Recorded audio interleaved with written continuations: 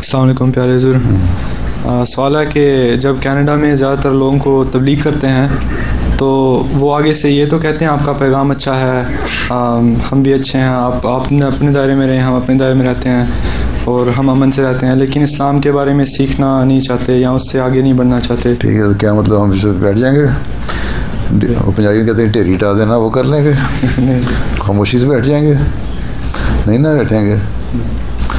वो कैलगरी में तुम्हारे यहाँ किसी CPC की नुमाइंदा थी, उन्होंने सवाल किया था। मैं कहा हमने छोड़ने वाले तो नहीं जान, हम तो लगातार लगे रहेंगे। तुम नहीं मानोगी तो तुम्हारी नस्लें और तुम्हारे बच्चे मान लेंगे। हमने अपना काम जारी रखना है। वो मिशनरी वर्क किस तरह होता है, ठीक है? एक नई नस्ल नहीं आई तो अगली नस्ल मानेगी। हमारा काम तो ये है कि इंसानियत को बचाना, और जब तक इंसानियत इस दुनिया में कायम है हमने काम करते चले जाना है। कहीं नहीं मुसलमान दावा किया कि जो मेरी नस्ल थी वो मान लेंगे सारे।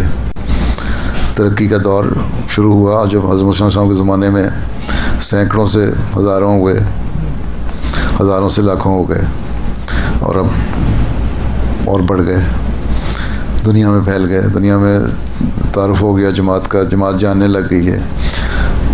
असम्बलियों में एक दूसरे पे इतराज़ होने लग गए हैं कि तुम जमात की फेवर क्यों करते और क्यों नहीं करते।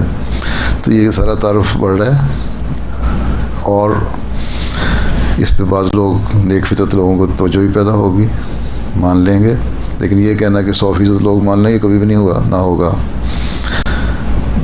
लेकिन अगली नस्ल, उससे अगली नस्ल पैदा होती रहेंगी और हो सकता है उनमें से मानने वाली हो जाएं, ठीक है?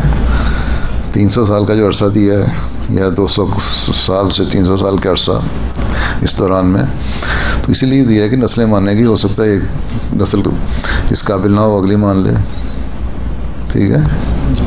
हमने अपना काम करना है, हमारा काम जो हमारे सुपुर्द है, ठीक है ना? जी जी, चलो, थकना नहीं, ठीक है ना? थक गए तो ख़त्म हो गए।